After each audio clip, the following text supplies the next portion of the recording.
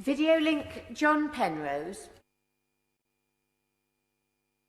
Thank you, Madam Deputy Speaker. And I want to support this excellent budget for three main reasons. The first one is right at the start of the Chancellor's speech. He said that he was not wanting to set out his fiscal rules right now, but that he was committing to a principle of no borrowing for everyday spending. And that is absolutely essential given where we are at the moment, given the huge amount of extremely generous, much needed help and support that's been happening over the course of the last 10 or 12 months during the pandemic.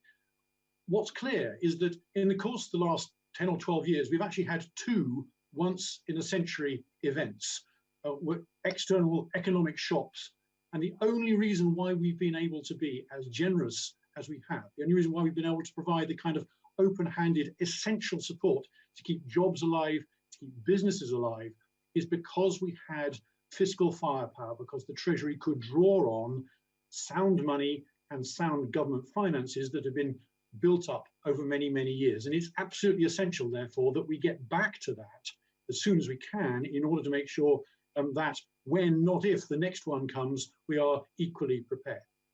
The second reason why I'm happy to support this is because the Chancellor's announced the super deduction for business investment. Economists, Madam Deputy Speaker, rarely agree on very much, but one thing which they will all agree on, no matter whether they are from the political left or the political right, is that Britain invests too little in its economic growth. We live as a high-rolling economy, basing our economic growth far too much on domestic spending and not on investment. And therefore, measures to try and improve that and change that permanently and forever are absolutely essential. And the Chancellor rightly pointed out that we languish down at 30th in most international tables of business investment. This measure will vault us up into the top few, maybe perhaps even to the very top spot in international investment in long-term growth. That is one of the fundamental things that will drive not just economic growth, but also therefore make those jobs which I was talking about before permanently competitive and safe for the long term. That is ultimately the only thing that allows us to have an economy which pays for the public services which we all want.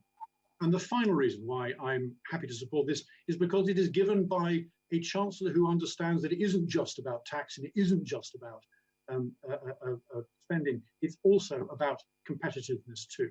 Why do I know that? Well, because he, together with the Business Secretary, recently commissioned me to produce a report on competition and competition policy and making our economy more competitive. And it's that kind of supply side reform which we are also going to need to make sure we have an economy fit for the future.